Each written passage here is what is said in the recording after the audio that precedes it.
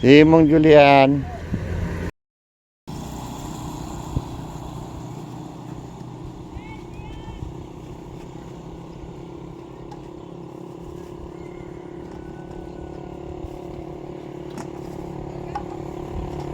Si Mong.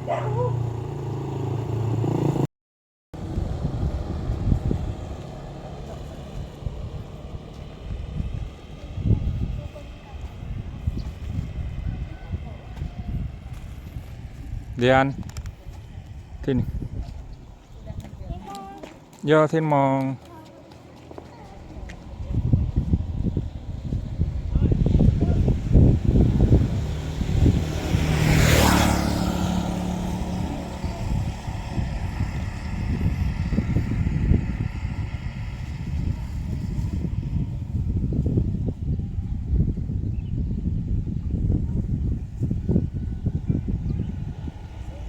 Thiên Mong semuanya.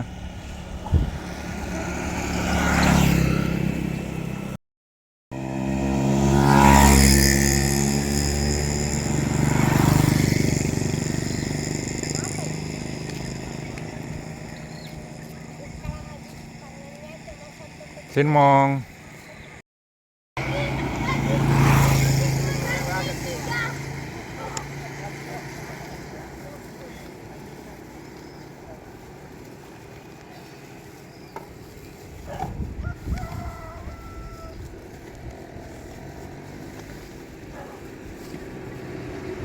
Thiên Mong suhu. Thiên Mong semuanya.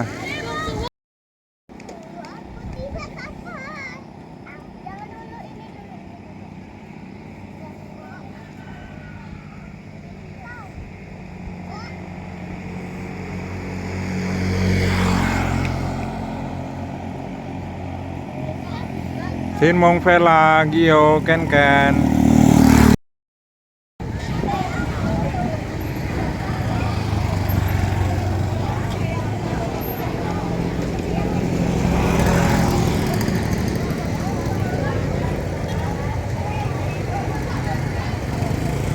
Thiên Mong.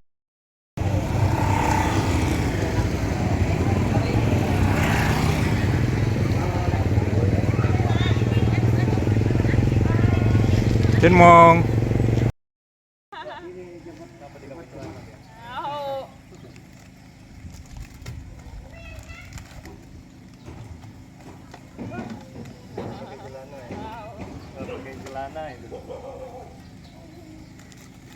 Thiên Mong. Tidak kedengaran.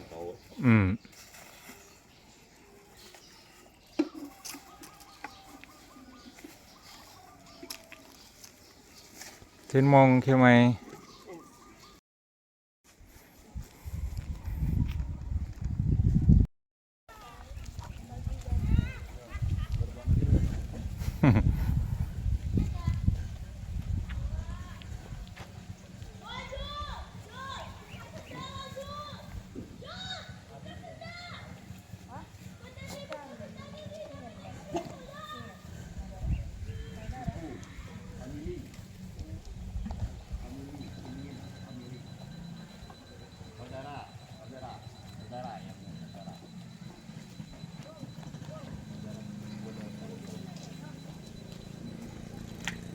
Thiên Mong.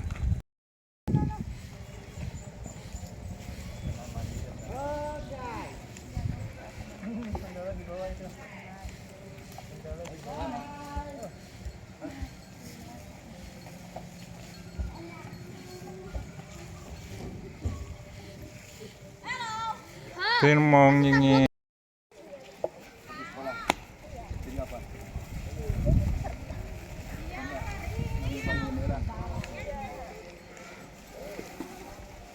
Turun,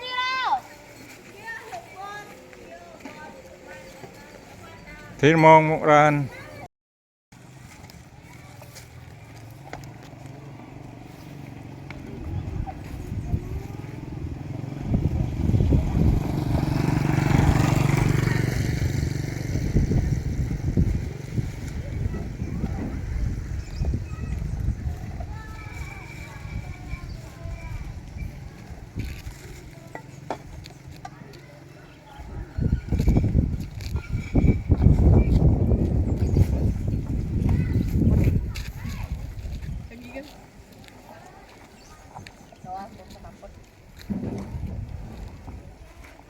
Tinmong semuanya.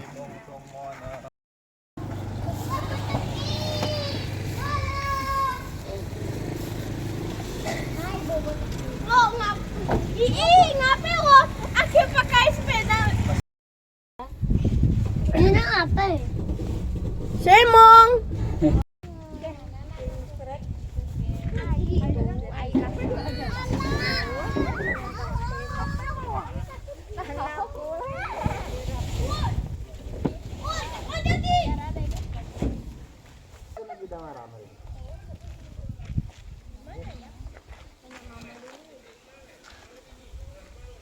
Ya, HP. Tapi jangan ya.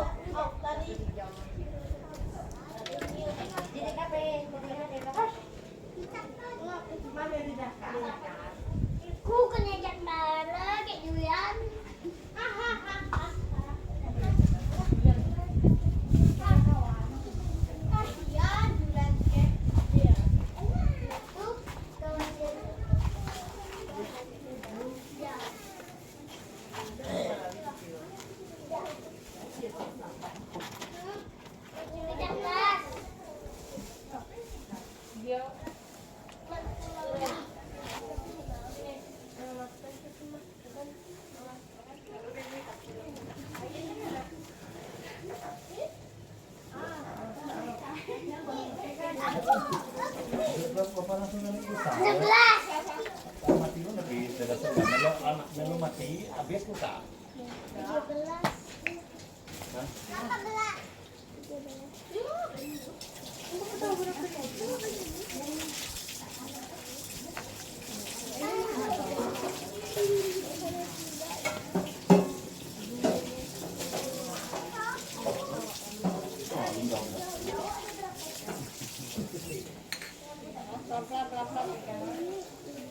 Ya, harus naik jalan apa ya?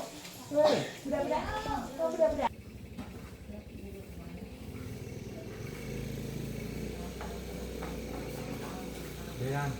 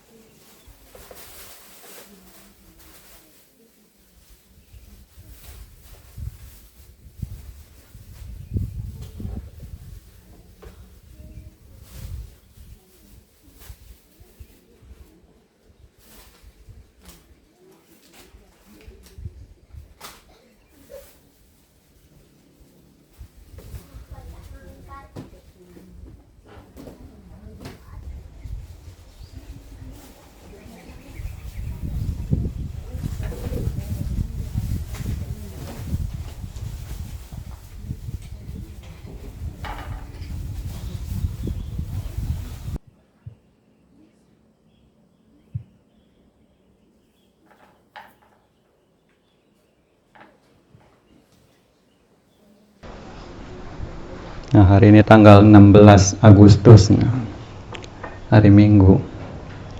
Besok 17 Agustus, nah, hari kemerdekaan, hari ulang tahun, atau hari ulang tahun negara, atau hari ulang tahun siapa? Hari ulang tahun 17 Agustus. Siapa lahir hari itu gratis, nggak perlu daftar BPJS. Nah, siapa makanya nggak punya duit mau punya anak, nah tunggu hitung, nah, harus jatuh di 17 Agustus biar bisa gratis, mau rumah sakit mana tinggal pilih. Ada cerita dalam riwayat di mana Sang Buddha masih sebagai bodhisatta. Jadi kalau dalam kitab Tipitaka mengenai kehidupan lampau, nah, sebelum menjadi Buddha, nah, itu masuk dalam golongan Jataka. Namanya. Jadi cari kitabnya kalau mau tahu bodhisatta waktu menyempurnakan paramita pernah lahir sebagai apa saja. Nah, itu carinya di Jataka. Di Jataka ini ada bagian ya, yang terakhir 10 kehidupan terakhir, nah, sebelum sempurnanya paramita, nah, itu masuk dalam dasa jati. Nah, dasa jati, dasa kan 10, jati itu kelahiran. Ada 10 kelahiran itu masa penyempurnaan yang akhir-akhir, nah, penghujung. Nah, jadi yang pertama itu ada salah satunya cerita tentang Temmiya. Nah, ini yang pertama dari dasa, nah, dari dasa jati ini. Sebelum nanti ada ke Mahajanaka, nah, sampai terakhir di Raja Wesantara. Di sini mengenai Temmiya, nah, digolongkan, nah, masuk ke dalam penyempurnaan Nekkhamma Parami. Nah, Nekkhamma Parami dari Bodhisatta sebelum menjadi Buddha. Jadi pada zaman dahulu, nah, zaman itu, nah, dipisahkan di kerajaan Varanasi, nah, ada seorang raja yang bernama Raja Kasika, nah, Kasika Raja, dengan ratunya Chandra Dewi. Nah, Ratu Chandra Dewi sudah lama menikah, nah, jadi menguasai kerajaan di sana, tetapi belum juga kunjung punya anak. Belum punya anak, sudah bertahun-tahun. Kini mulailah terjadi semacam kepiluan di dalam hati seorang raja. Karena bagaimana nanti kalau tidak ada penerus, nanti kerajaan, siapa yang akan mewarisi selanjutnya? Akhirnya memohonlah kepada sang ratu untuk melakukan uposatha sila, apa sih, jaga sila dengan murni, nah, lalu memohon kepada dewa. Nah, dari tekadnya menjaga sila itu supaya dapat anak. Nih, kalau lihat zaman dahulu berarti kalau susah punya anak, nah, caranya seperti itu, jaga laku uposatha sila, nah, lalu akan memohon belas kasih para dewa yang lihat. Karena para dewa nanti lihat kesungguhannya seperti apa, nah, dia akan dikasih. Tapi kadang kalau dipikir-pikir lihat juga, kenapa terkadang ya orang yang ingin punya anak, ingin sekali, ya, kemapanan sudah dapat, kesuksesan sudah ada, nah, sudah harta benda juga banyak, tapi punya anaknya susah. Kenapa kadang seperti itu? Kadang pikir-pikir juga, kalau kita cocok logi ya, dengan karma, ya memang seperti itu. Karena makhluk yang bakal terlahir dengan keadaan yang dia belum lahir saja sudah punya banyak harta benda, itu kan jarang sekali. Jadi memang khusus, makhluk khusus memang yang sudah benar-benar paraminya itu besar sekali, nah, untuk bisa jadi anak orang-orang tertentu yang demikian, ya. Nah, jadi kalau dipikir, ya seperti itu. Jadi kalau memang yang biasa-biasa saja, nah, itu kan banyak, nah, mudah dalam artian. Nih.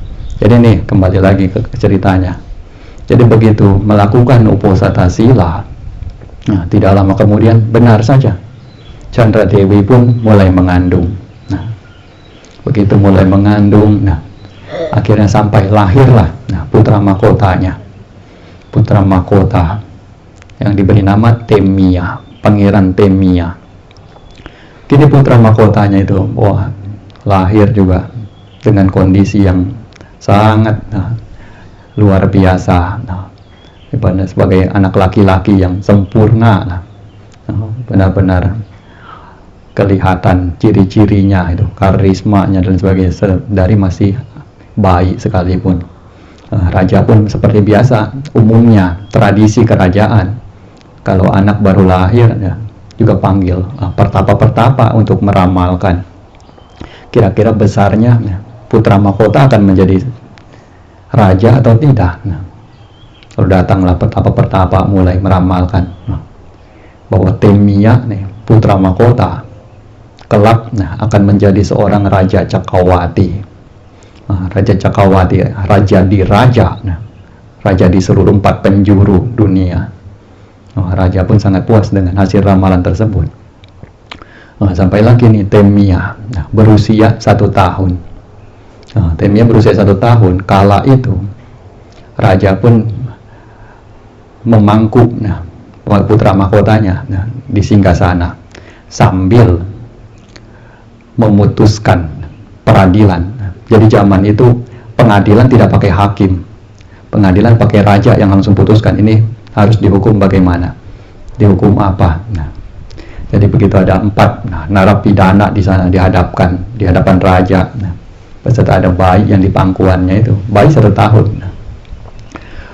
Lalu raja memutuskan yang pertama, ada dihukum, ada kurungan penjara, ada yang diborgol, dengan rantai itu tangannya diikat, ada yang ditusuk dengan tombak, sampai yang terakhir ada yang dihukum mati, dipenggal kepalanya. Lalu begitu lihat hal seperti ini, Temia kecil masih bayi, tapi dia sudah bisa terpikir, waduh, kalau seandainya nanti menjadi raja juga akan bertemu dengan situasi seperti ini, membuat keputusan seperti ini. Dia teringat kehidupan lampaunya ketika jadi raja juga memutuskan secara salah hukuman mati kepada seseorang yang membuatnya sampai terakhir di alam neraka. Jadi karena itu dia tidak ingin, bagaimanapun sudah dalam tekannya, sudah pernah jadi raja, memutuskan salah lalu masuk neraka, tersiksa, dia tidak ingin lagi. Akhirnya setelah kejadian itu pun dia pun terpikir, nih bayi juga bisa terpikir. Lalu datanglah Dewi dari alam surga mengetahui bahwa Temia ini punya pemikiran seperti ini. Karena bayi Temia ini kan bukan bayi biasa, ini bodhisatta. Dia datang turun lalu memberitahukanlah kepada Temia ini, kalau memang kamu tidak ingin menjadi seorang raja, maka kamu harus menuruti kata-kata saya. Saran yang akan saya berikan.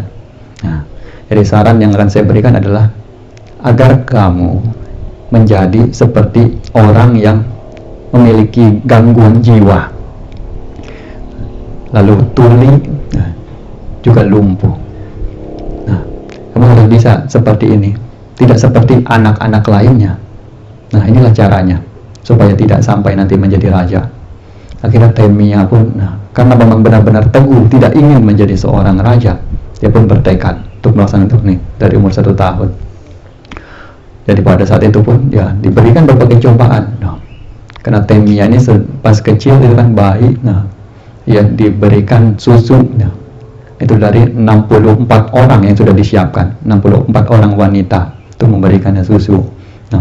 Jadi gini, yang pertama ketika mulai agak aneh-aneh sedikit, raja pun memberikan cobaan dengan diberikan susunya di waktu yang salah. Kadang juga tidak diberikan sama sekali. Tapi Temia ini diam aneh. Sampai panggil tabib istana juga. Tabib istana cek semua kondisi pangeran sehat, tidak ada sakit apapun. Tapi diam, tidak bergerak, tidak seperti orang tidak mendengar, tidak merespon. Sampai usia 2 tahun juga. Ada lagi, lihat anak-anak lainnya diberikan anak-anak 500 orang teman sepermainan yang sebaya. Yang saat yang lainnya main-main, dia juga tidak main, dikasih mainan juga diam. Lalu coba lagi kasih kue-kue apa yang umumnya anak-anak suka, juga diam, tidak respon.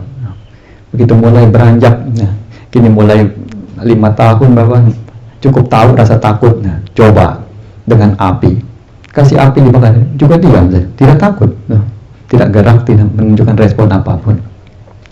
Sampai gajah yang sedang mabuk juga, nah, diarahkan ke dia juga tidak bergeming, diam saja. Sampai ular dililitkan ke tubuhnya, tetap Temia diam saja.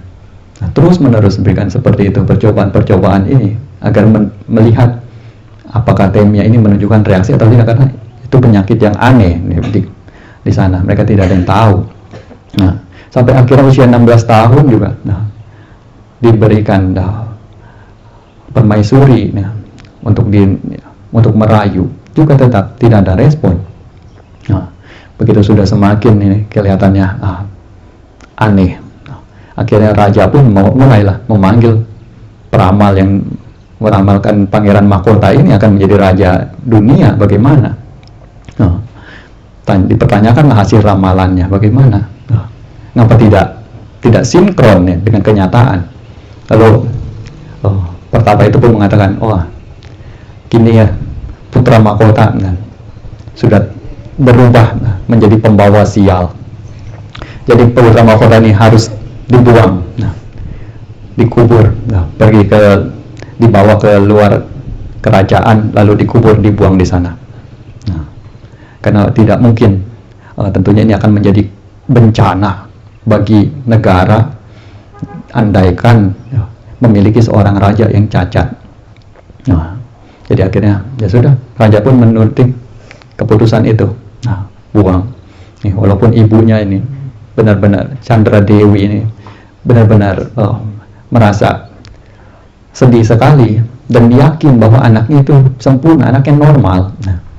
Tetapi walaupun demikian berkata kepada anaknya, tetap anaknya yang walaupun sedih sekalipun lihat ibunya mohon tetap saja, karena memang dia punya tekad yang kuat itu, tidak ingin menjadi raja.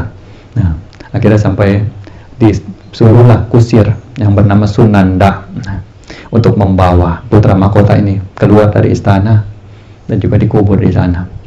Kita sampai perjalanan dibawa keluar istana, sampai di sana, mulai kusirnya pun mulai menggali. Kini Temia melihat kondisi demikian, sudah tidak ada siapa-siapa lagi, hanya tinggal dirinya yang akan dikuburkan. Jadi merasa sudah bebas, karena merasa sudah dibuang ini dari istana, sudah bebas. Mulailah dia menggerakkan tubuhnya itu, tangannya apa dia mulai gerakan, coba, karena sudah 16 tahun itu tidak bergerak. Jadi coba, masih bisa bergerak atau tidak, dia tes, ya kan. Lalu dia mulai bangun, mulai peregangan, lalu coba angkat kereta kudanya itu, diangkat, terangkat. Begitu sudah terangkat, dia turunkan lagi. Dia tanya kepada Sunanda yang sedang menggali tanah, jadi tidak memperhatikan kan menggali tanah. Tanya, apa yang sedang Anda lakukan? Sunanda tanpa menengok ke belakang, dia jawab, saya sedang menggali untuk mengubur putra mahkota dari kerajaan Varanasi ini. Lalu Pangeran Temia pun mengatakan, orang yang akan ingin kau kubur, itu adalah saya. Begitu tahu seperti itu, dia pun menengok, kaget dia, terkejut. Mengapa Pak Pangeran ini bisa seperti ini? Sebelumnya cacat, tidak bisa bergerak, seperti orang tidak normal. Lalu di sana Temia mengatakan bahwa sebenarnya dia melakukan itu semua untuk tujuan tersebut. Dan sekarang beliau katakan, beliau sudah bebas. Beliau akan menjadi pertapa, menhabiskan diri sebagai pertapa di hutan ini juga. Lalu memberikan berbagai syair untuk Sunanda ini dengar, wejangan bahwa sesungguhnya itulah segala harta benda yang ada di dunia ini, segala macamnya tidaklah begitu berarti baginya. Dia sudah melepaskan semuanya, dan dia melaksanakan itu untuk satu tujuan. Dan dia katakan bahwa orang yang tidak tergesa-gesa, orang yang penuh dengan kesabaran, pasti akan memperoleh keberhasilan. Dan itulah buktinya, 16 tahun Dia menahan rasa sakit, menahan takut, menahan segala godaan. Nah, sampai akhirnya tiba waktunya untuk dia meraih itu. Nah, begitu melihat demikian, mendengar ujangan dari Pangeran Temia ini, Sunanda pun ingin menjadi pertapa juga, ikut ingin menjadi pertapa di sana. Tapi Pangeran Temia ini menghalanginya. Jangan, kamu harus kembali dulu ke istana.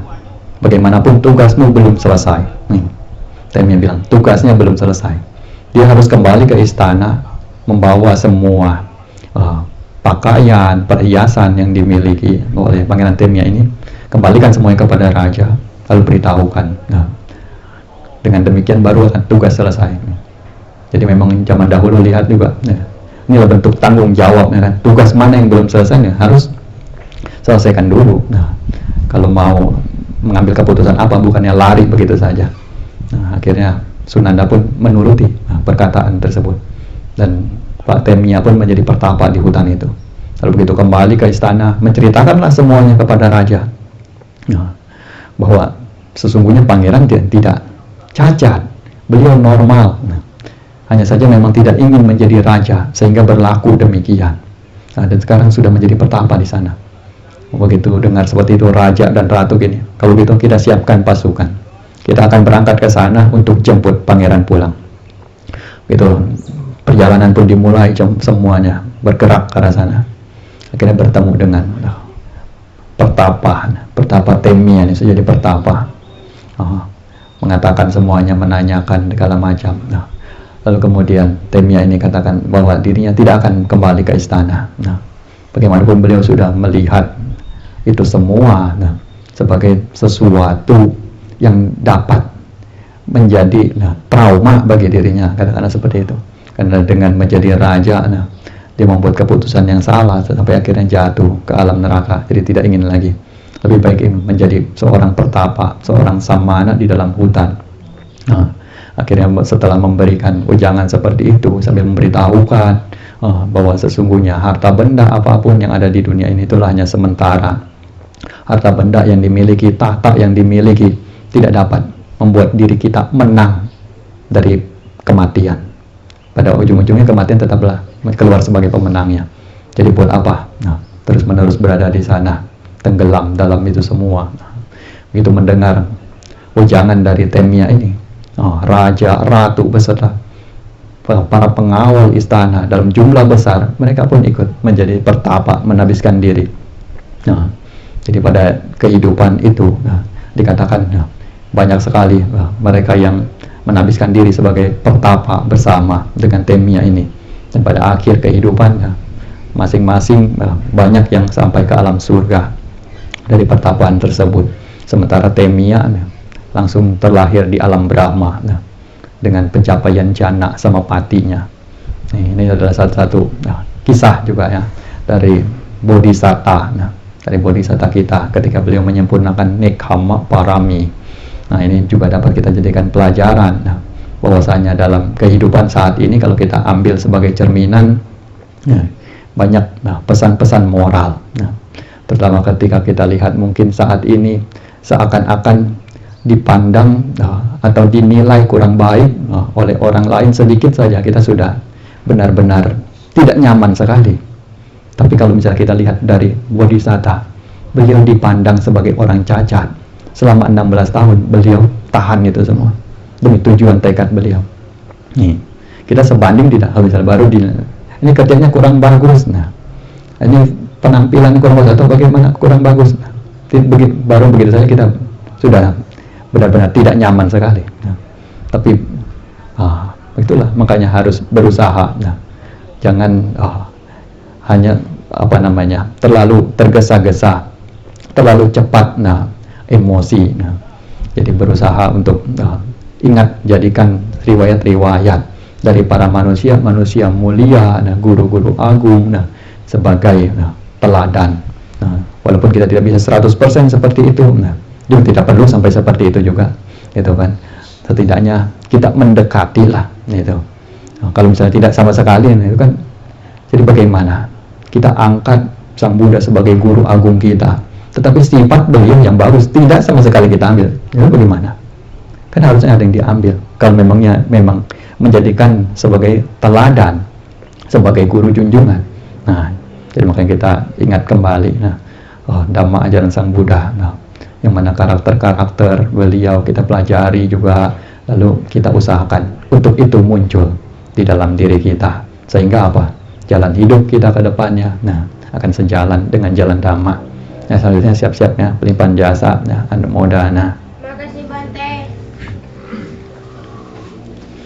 Yatha wariwaha pura paripurenti sanggarang ewa mewa ito dinang petanang upakapati icitang patitang tumhang kipame wasami jatu sabbe purentu sangkapa Cando panaraso yatha manijo ti raso yatha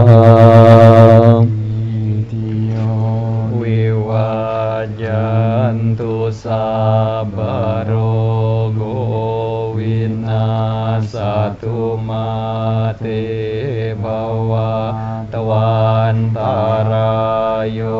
suki bigayuko bawa abiwa dana silisani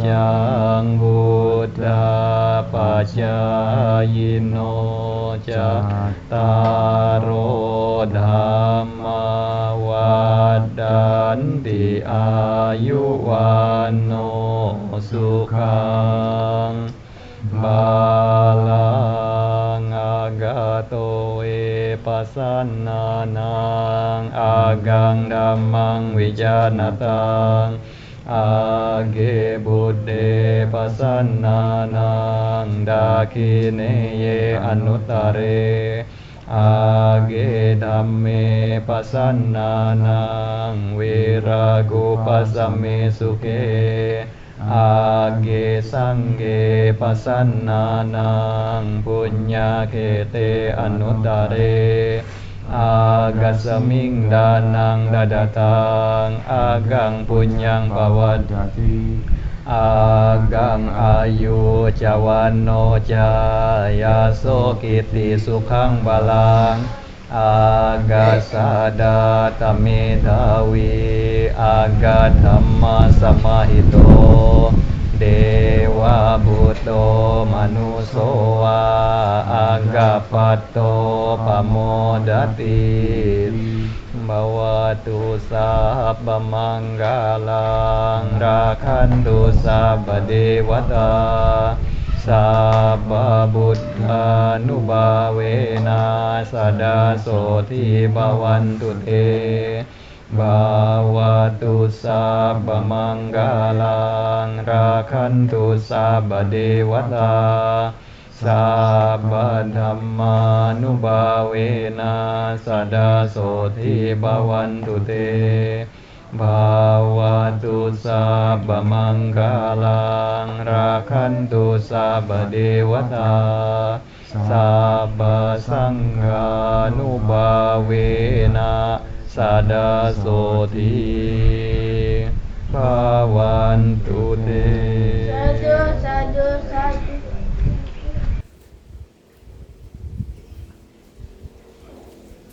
Makasih Bante sama Nela.